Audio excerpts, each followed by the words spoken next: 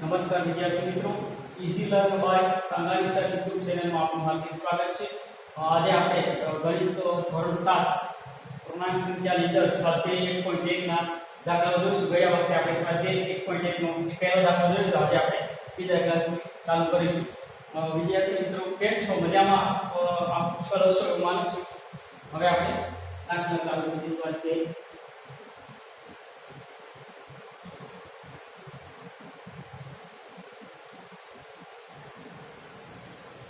આપણે વિદ્યાર્થી મિત્રો પહેલા દાખલાની અંદર કે સંખ્યા રેખાઓની મદદથી આપેલ છે અને મદદથી જુદા જુદા શહેરોનું તાપમાન વિશે ચર્ચા કરી હતી। પછી A, B અને C પ્રશ્નો સોલ્વ કર્યા। તેની અંદર આપણે C પ્રશ્ન તમને લોકોને હોમવર્કમાં આપ્યો હતો।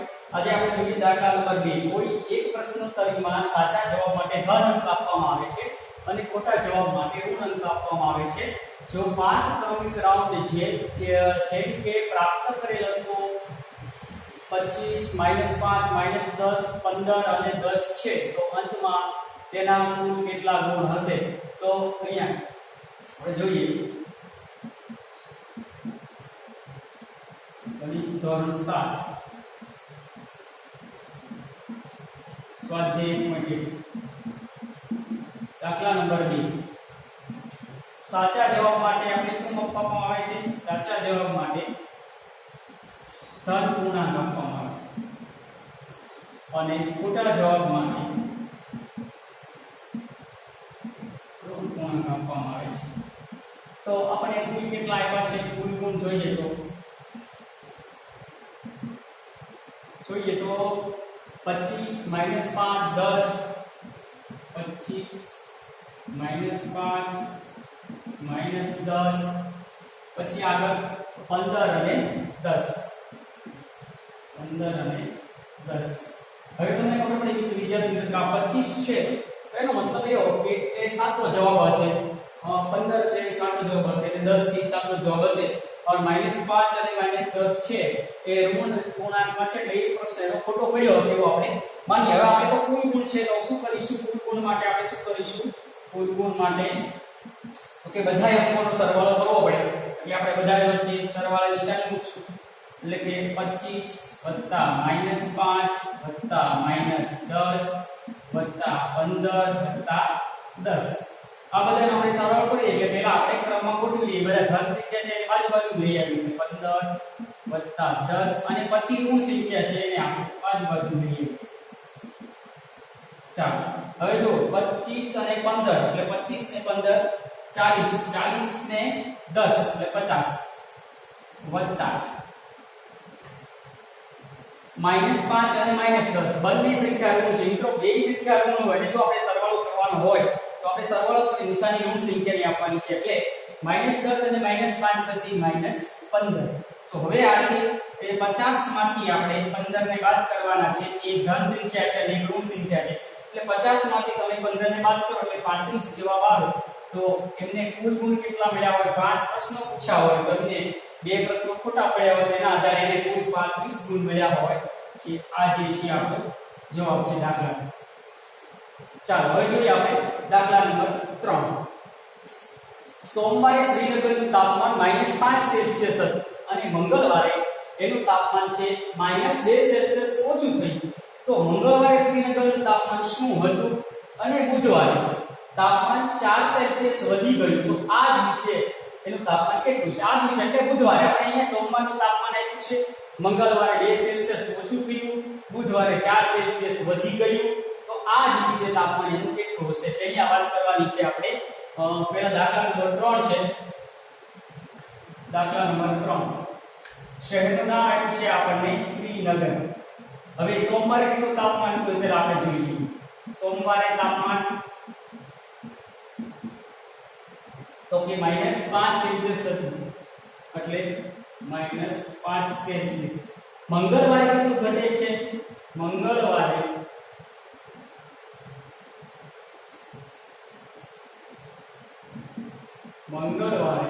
-2 સેલ્સિયસ જેટલું તાપમાન ઓછું થાય છે। હવે મિત્રો યાદ રાખજો તો મંગળવારે તાપમાન કેટલું હતું? કે મંગળવારનું તાપમાન બરાબર શું થશે તો કે સોમવારે જે તાપમાન હતું એ સોમવારનું તાપમાન હવે મંગળવારે ઓછું થઈ ગયું એટલે આપણે માઈનસ મંગળવારનું તાપમાન જો ઓછું થયું એટલે આપણે બાદબાકી નિશાની મૂકી છે મંગળવારનું તાપમાન તો સોમવારે ખરેખર તાપમાન કેટલું તો કે -5 સેલ્સિયસ હતું એમાંથી મંગળવારે કેટલું થયું 2 સેલ્સિયસ ઓછું થાય એટલે આપણે જે મૂળ તાપમાન હતું એમાંથી આપણે બાદ કરવું પડે એટલે -2 ડિગ્રી સેલ્સિયસ થી ઘટ્યું તો બે ઋણ છે અહીંયા -5 અને -2 એટલે -7 સેલ્સિયસ તાપમાન થાય કેટલા કયા વારનું થાય તો કે મંગળવારનું થાય એક આપણે જવાબ મળ્યો કે મંગળવારે શ્રીનગરનું તાપમાન તો શું હતું તો કે તો એ -7 ડિગ્રી સેલ્સિયસ તાપમાન થાય હવે આપણે વાત કરવાની છે તો બુધવારે 4 સેલ્સિયસ તાપમાન વધી ગયું બુધવારે 4 ડિગ્રી સેલ્સિયસ માઈનસ છે કે 4 સેલ્સિયસ તાપમાન વધી ગયું તો બુધવારનું તાપમાન શું છે એટલે કે તો તે દિવસે શું તાપમાન હોય તો કે બુધવારનું તાપમાન કેટલું હોય તો કે પહેલા અહીંયા આગળ કયો વાર હોય તો મંગળવારનું તાપમાન હવે જો મિત્રો અહીંયા જે છે એ બુધવારે 4 સેલ્સિયસ વધી ગયું એટલે આપણે એમાં સરવાળો કરવો પડે એને ઉમેરવું પડે એટલે કે વત્તા કરશું અહીંયા આપણે 2 સેલ્સિયસ તાપમાન ઓછું થઈ ગયું હતું એટલે આપણે એને બાદ કર્યું સોમવારનું જે તાપમાન હતું એમાંથી બીજા દિવસે 2 ઘટી ગયું તો એ બીજા દિવસે કુલ કેટલું તાપમાન થાય તો અહીંયા આપણે બાદબાકી કરી છે અહીંયા વધી ગયું છે એટલે આપણે 4 સેલ્સિયસ તાપમાન છે એ બુધવારે વધી ગયું તો એ બુધવારે વધેલું તાપમાન એટલે ખરેખર મંગળવારે કેટલું હતું તો કે -7 ડિગ્રી સેલ્સિયસ હતું હવે બુધવારે શું થાય છે તો કે 4 ડિગ્રી સેલ્સિયસ જેટલું વધી જાય છે તો હવે કેટલું વધે તો કે અહીંયા ઋણ સંખ્યા છે અને અહીંયા ધન છે એટલે આપણે બાદબાકી કરવાની છે નિશાની મોટી સંખ્યાની મૂકવાની છે એટલે 4 માંથી 7 નો જાય એટલે હાથમાંથી આપણે 4 કાઢીએ એટલે -3 ડિગ્રી સેલ્સિયસ તાપમાન છે એ હોય શું હોય મંગળ એટલે કે બુધવારે -3 ડિગ્રી સેલ્સિયસ તાપમાન હોય તો આ છે આપણો જવાબ આપણને બે વારનું પૂછ્યું મંગળવારે તો કે મંગળવારના દિવસે -7 ડિગ્રી સેલ્સિયસ તાપમાન હોય પછી પાછું બુધવારે વધી જાય તો કેટલું થાય તો કે -3 ડિગ્રી સેલ્સિયસ તાપમાન થાય બરાબર છે હવે આપણે જોઈએ દાખલા નંબર 4 એક વિમાન સમુદ્ર તટથી 500 મીટરની ઊંચાઈએ ઉડે છે કોઈ એક ચોક્કસ બિંદુ પર આ વિમાન સમુદ્રની સપાટીથી 1200 મીટર નીચે તટથી સબમરીનની બરાબર ઉપર છે સબમરીન અને વિમાન વચ્ચેનું લંબ અંતર શું થશે અહીંયા વાત કરી છે આપણે બરાબર ધ્યાન આપજો કે અહીંયા જે છે વિમાનની વાત કરી છે વિમાન સમુદ્ર તટ એટલે કે આ જે આપણે બતાવ્યો છે અહીંયા એ સમુદ્ર તટ છે એની અંદર પાણી છે અને એ કિનારો છે આ કિનારો છે અને એનાથી બરાબર વિમાન ખબર છે આપણે કે અવકાશમાં ઉડે છે કઈ પાણીની સપાટી ઉપર કે રીતે હોતું તો નથી એટલે અવકાશમાં ઉડે છે કેટલા મીટર છે તો કે સમુદ્ર તટથી 5000 મીટરની ઊંચાઈ છે એટલે અહીંયા છે આપણને 5000 મીટર વિમાન ઉડે છે અને કોઈ એક ચોક્કસ બિંદુ પર આ વિમાન સમુદ્રની સપાટીથી 1200 મીટર નીચે તટની સપાટી પર બરાબર ઉપર આવે છે એટલે કે એક ચોક્કસ સમયે કે ચોક્કસ બિંદુએ ઉડતું વિમાન છે બરાબર એક્ઝેક્ટ અહીંયા નીચે જે સબમરીન છે એ ત્યાં આવે છે ત્યારે તો ટોટલ આમની અને આની બે વચ્ચેનું અંતર કેટલું છે એ આપણે જોવાનું છે હવે વિમાન વિશે આપણે ખબર છે જે અવકાશની અંદર ઉડે છે સબમરીન વિશેનો પણ કદાચ તમને ખ્યાલ હશે પણ તેમ છતાં ન હોય તો કહી દો વિદ્યાર્થી મિત્રો કે સબમરીન એવી વસ્તુ છે કે જે દરિયાની અંદર ખૂબ ઊંડે સુધી ઊંચાઈ ઊંડે સુધી પણ અંદર પાણીની અંદર રહીને મુસાફરી કરવા માટેનું હોય છે કે જે સામાન્ય રીતે એનો ઉપયોગ છે કે દરિયાના તટથી નીચે કઈ ખનિજ તત્વો મળી આવે છે અથવા તો કઈ એવી સાચા મોતી કાચ એવું છે તો એમને ગોતવા માટે થઈને અથવા તો અંદર જે શું છે દરિયાની સપાટીની અંદર એને ચકાસવા માટે સબમરીન ઉપયોગ થાય કે જે પાણીની અંદર ખૂબ ઊંડે સુધી પણ પાણી અંદર હોય છે બહાર હોતુંથી આપણે હોડી જોઈએ સ્ટીમર જોઈએ પછી આ જે વસ્તુ છે તો એ પાણીની સપાટી ઉપર તરે છે અને સબમરીન એવી વસ્તુ છે કે જે પાણીની અંદર હોય છે એટલે અહીંયા આપણે જે આ ગ્રાફ સાંટ્યો છે એના આધારે આપણે કરી શકીશું કે સમુદ્ર તટનું અંતર કેટલું છે તો કે 0 મીટર પછી સમુદ્રથી સબમરીનનું અંતર તો કે 1200 મીટર અને સમુદ્રથી સમુદ્ર તટથી વિમાનનું અંતર છે 5000 મીટર છે. તો આપણે જોઈએ હવે આગળ દાખલા નંબર 4. તો પહેલી વસ્તુ છે કે સમુદ્ર તટનું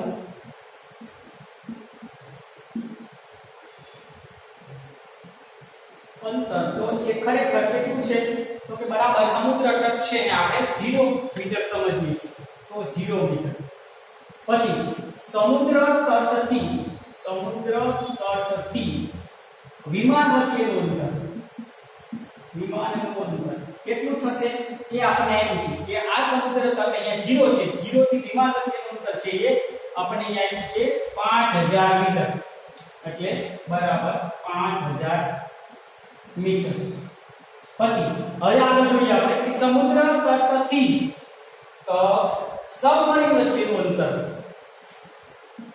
સમુદ્ર તટથી સબમરીન વચ્ચેનું અંતર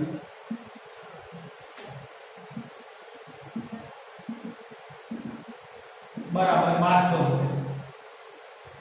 હવે પછી આગળ એવું કીધું છે કે હવે સબમરીન અને વિમાન વચ્ચેનું લંબ અંતર શું છે? તો કે એક સમય એવો આવે છે કે વિમાન બરાબર નીચે સબમરીન હોય એ બરાબર એ બિંદુએ આવે છે. તો આ બંને વચ્ચેનું અંતર કેટલું હોય?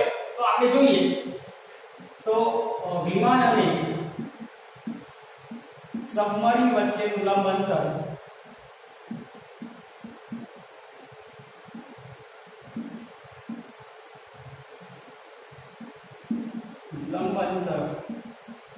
બરાબર ક્યાંથી ક્યાં સુધીનું અંતર થશે? તો કે સમુદ્ર તટથી સબમરીન વચ્ચેનું અંતર વત્તા સમુદ્ર તટથી વિમાન વચ્ચેનું અંતર. એટલે તો લખીશું સમુદ્ર તટથી વિમાન વચ્ચેનું અંતર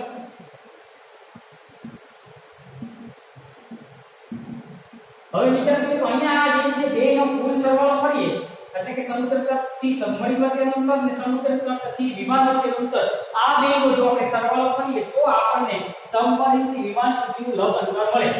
તો વત્તા સમુદ્ર તટથી સબમરીન વચ્ચેનું લંબ અંતર. સબમરીન વચ્ચેનું અંતર હવે ધ્યાન આપો સમુદ્ર તટથી વિમાન વચ્ચેનું અંતર કેટલું છે?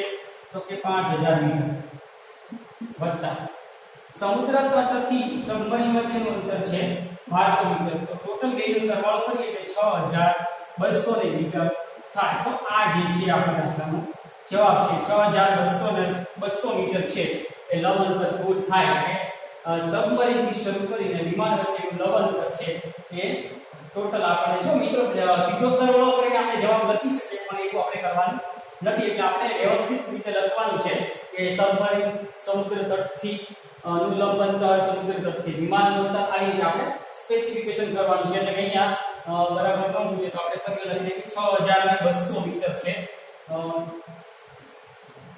6200 મીટર બરાબર. હવે આપણે જોઈએ દાખલા નંબર 5. મોહન તેના બેંકના ખાતામાં રૂપિયા 2000 જમા કરે અને બીજે દિવસે તેમાંથી 1642 ઉપાડે છે. જો ઉપાડેલા રકમને ઋણ પૂર્ણાંક વડે દર્શાવે તો જમા કરાવેલ રકમને તમે કઈ રીતે દર્શાવો? અને ઉપાડ પછી મોહનના ખાતામાં કેટલી શિલક એટલે કે કેટલી રકમ અથવા તો કેટલા પૈસા શિલક એટલે પૈસા અથવા રકમ છે તે શોધો.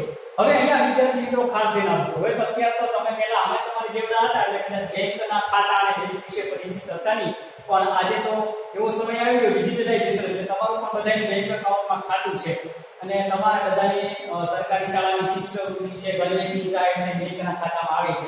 એટલે તમે બેંકના વ્યવહાર વિશે તમને ખ્યાલ છે કે જમા શું કહેવાય, ઉપાડ શું કહેવાય અથવા જેને આપણે ઉધાર પણ કહીએ છીએ. તો ઉધાર શું છે? તો સ્વાભાવિક છે કે આપણા ખાતામાં જમા થાય તો એને ધન પૂર્ણાંક જ દર્શાવવામાં આવે છે અને ઉપાડેલી રકમ છે તો એ આપણા ખાતામાં ઓછા થાય છે. આપણે માની લો કે આપણા ખાતામાં 5000 રૂપિયા છે અને આપણે 3000 ઉપાડી આવીએ તો કઈ 5000 માંથી 3000 વધીને કઈ 8000 થઈ જતા નથી. 5000 માંથી 3000 બાદ થાય એટલે 2000 વધે. તો અહીંયા તમને ખબર છે કે જમા કરાવેલી રકમ છે અને હંમેશા ધન પૂર્ણાંકમાં જ હોય અને ઉપાડેલી રકમ છે એ કેવા અંકમાં હોય છે તો કે ઉપાડેલી રકમ ઋણ અપૂર્ણાંક વડે દર્શાવાય તો જમા કરાયેલી રકમ કેવી હોય તો કે ધન. પછી બીજી વાત, ઉપાડ પછી મોહનના ખાતામાં કેટલી શિલ્લક રહેશે તો કે મોહનના ખાતામાં ઉપાડ પછી રહેલી શિલ્લક તો કે જમા રકમ ઓછા ઉપાડની રકમ. તે જમા રકમ 2000 એમાંથી ઉપાડની રકમ છે 1642 છે. તો હવે કેટલી વધે તમને બાદબાકી કરતા ખબર પડે. એટલે દાખલા નંબર 5 છે કે તમારે હોમવર્ક ની અંદર લાવવાનું છે અથવા તો તમારે હોમવર્ક કરવાનું છે. ચાલો હવે અહીંયા દાખલા નંબર 6 આપ્યો છે. રીટા બિંદુ A થી પૂર્વ દિશા તરફ બિંદુ C B સુધી 20 કિલોમીટરનું અંતર કાપે છે અને એ જ રસ્તે તે બિંદુ B થી પશ્ચિમ દિશા તરફ 30 કિલોમીટરનું અંતર કાપે છે. જો પૂર્વ તરફ કાપેલા અંતરને ધન પૂર્ણાંકમાં દર્શાવવામાં આવે તો પશ્ચિમ દિશા તરફ કાપેલા અંતરને તમે કેવી રીતે દર્શાવશો? બિંદુ A થી અંતિમ સ્થિતિને તમે કઈ પૂર્ણાંક વડે દર્શાવશો? અહીંયા આપણને એક સંખ્યા રેખાના રૂપમાં ગ્રાફ આપ્યો છે. અહીંયા કોઈ પણ બિંદુ A આપ્યું છે અને ત્યાંથી પૂર્વ દિશા તરફ B છે અને પશ્ચિમ દિશા તરફ છે કોઈ બિંદુ C હશે કદાચ માની લો અથવા અન્ય કોઈ પણ બિંદુ હશે. તો હવે આપણે જોઈએ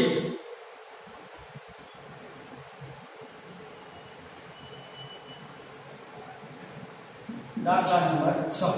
અહીંયા આપણને વ્યક્તિનું નામ આપ્યું છે રીટાબેન છે અને એ છે આ રીતે પ્રાથમિક સ્થાન કોઈ બિંદુ A પર ઊભા છે કે જેને આપણે અહીંયા A લખ્યું છે અને અહીંયા કોઈ બિંદુ B ઉપર જાય છે અને આને આપણે પૂર્વ દિશા તરીકે લીધી છે અને આ દિશા જે છે એને પશ્ચિમ દિશા તરીકે લીધી છે અને અહીંયા જે છે એ વ્યક્તિ હાલ ઊભા છે અથવા તો જેનું પ્રારંભિક સ્થાન છે એવું આપણે કહી શકીએ. રીટા બિંદુ A થી પૂર્વ દિશા તરફ બિંદુ B સુધી 20 કિલોમીટર ચાલે છે. એટલે A થી કેટલા કિલોમીટર અહીંથી ચાલુ કરશે અહીંયા સુધી જશે. આ કેટલા કિલોમીટર છે? 20 કિલોમીટર છે. હવે પછી એવું કીધું છે અને એ જ રસ્તે તે બિંદુ B થી પશ્ચિમ દિશા તરફ 30 કિલોમીટરનું અંતર કાપે છે. હવે પાછું ત્યાંથી એટલે કે અહીંયા B પૂર્વ ત્યાંથી તે પશ્ચિમ દિશા તરફ એ પોતે અહીંયા આવે છે એટલે 30 કિલોમીટરનું અંતર કાપે છે. કેવું કાપે છે? 30 કિલોમીટર અથવા તો km જેને કહેવામાં આવે છે. કિલોમીટર અંતર કાપે. જો પૂર્વ દિશા તરફ કાપેલા અંતરને ધન પૂર્ણાંક દર્શાવવામાં આવે એટલે કે આ પૂર્વ તરફ છે આ ધન પૂર્ણાંક હોય એટલે 20 કિલોમીટર પ્લસ 20 કિલોમીટર થઈ અને આ બાજુ જે છે એને ઋણ પશ્ચિમ દિશા તરફ હોય તો એ કેવા પૂર્ણાંકમાં હોય તો આપણે ખબર છે કે સંખ્યા રેખાના આધારે આપણે કહીએ કે પૂર્વ દિશા તરફ છે એટલે જમણી બાજુ તરફના અંતરને આપણે ધન બતાવીએ તો ડાબી બાજુ તરફના છે કે પશ્ચિમ દિશા તરફના અંતરને આપણે ઋણ પૂર્ણાંકમાં દર્શાવીએ. તો પહેલો જવાબ આપણે લખીશું કે પશ્ચિમ દિશા તરફના અંતરની દિશામાં કાપેલ અંતરને ઋણ પૂર્ણાંક વડે દર્શાવીશું. ઋણ પૂર્ણાંક વડે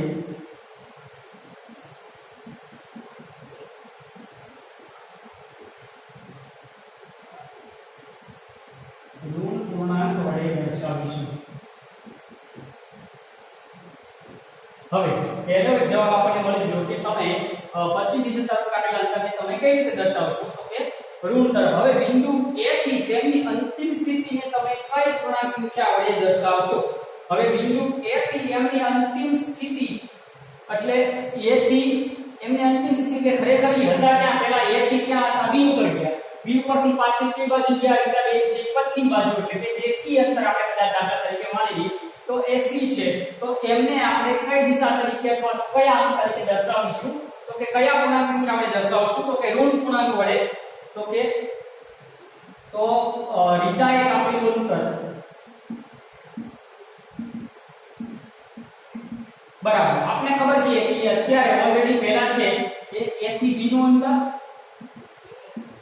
પછી વત્તા B થી C સુધીનું અંતર.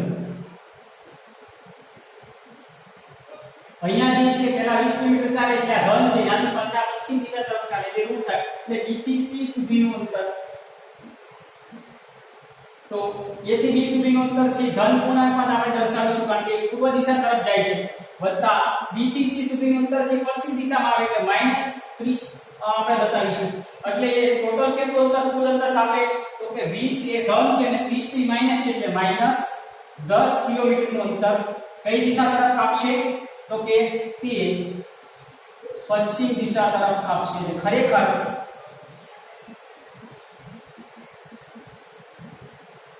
ખરેખર એ પોતાના પ્રારંભિક સ્થાન A થી અહીંયાથી ગણીએ તો કેટલું થાય? અહીંથી 1 નું 20 હોય તો આ કેટલું થાય? તો કે તે પોતાના પ્રારંભિક સ્થાનથી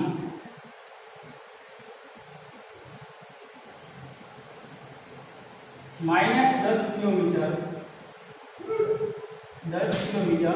પશ્ચિમ બાજુ છે, પશ્ચિમ દિશા તરફ છે. સારું, ખબર પડી ગઈ. તો અહીંયા આપણે તમે જોયું કે દાખલા નંબર 6 ની અંદર હવે જોઈએ કે તે પોતાના પ્રારંભિક સ્થાનથી અંતિમ સ્થાન સુધી પશ્ચિમ દિશા A થી અહીંયા પાછા C તરફ આવે છે. તો એ વધારાનું 20 કિલોમીટર છે, 10 કિલોમીટર છે, માઈનસના અવગુણમાં દર્શાવ્યું છે. હવે અહીંયા દાખલા નંબર 7 કે એક જાદુ ચોરસમાં, હવે વિદ્યાર્થી મિત્રો અહીંયા આપણે થોડોક સમય વધારે જોઈશે કારણ કે હરોળ, સ્તંભ, વિકર્ણ બધાયનો સરવાળો કરીશું એટલે બહુ ઝાઝો સમય જોશે અને લેક્ચર છે આપણે બહુ જાડી ટાઈમમાં વધી જશે.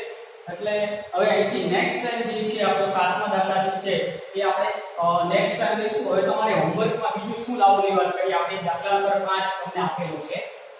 દાખલા તરીકે અહીંયા વાત કરી છે દાખલા નંબર 5. હવે અહીંયા બીજો દાખલો તમને હોમવર્કમાં આપું છું કે થોડી રકમમાં જ આપણે સુધારો કરવાનો છે, બીજું કંઈ વસ્તુ કરવાનું નથી. કે સોમવારે શ્રીનગરનું તાપમાન -5 સેલ્સિયસ હતું, એની જગ્યાએ તમારે નવી રકમમાં -10 સેલ્સિયસ લેવાનું છે અને મંગળવારે તાપમાન છે એ 2 સેલ્સિયસના બદલે તમારે 5 સેલ્સિયસ ઓછું થયું એવું લેવાનું છે.